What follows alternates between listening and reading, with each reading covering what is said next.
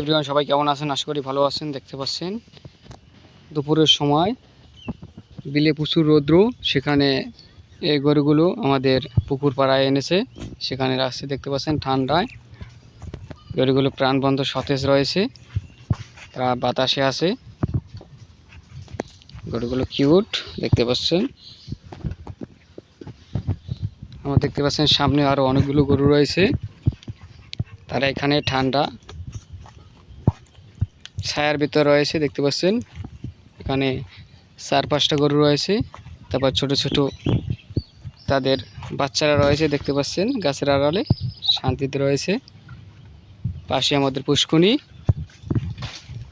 দেখতে পাচ্ছেন বিলি প্রচণ্ড রোদ, আজকে শুক্রবার। মাঠে ঘাটে কোনো লোকজন নেই, সব বাড়ি চলে গেছে দুপুরে রৌদ্র।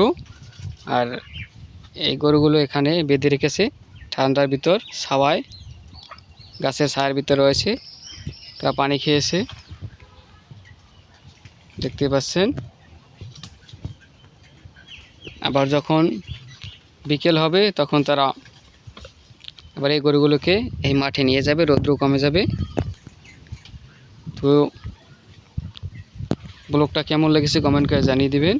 আর কারা কারা গরুর লালন পালন করেন কমেন্টে জানান। গরু কাদের কাদের প্রিয়? অনেকেই গরুর খামার রয়েছে, গরু পছন্দ করেন। দেখতেই পাচ্ছেন গরুর খামারে অনেক লাভবান রয়েছে। দেখতে পাচ্ছেন কিউট একটা গরুর বাচ্চা।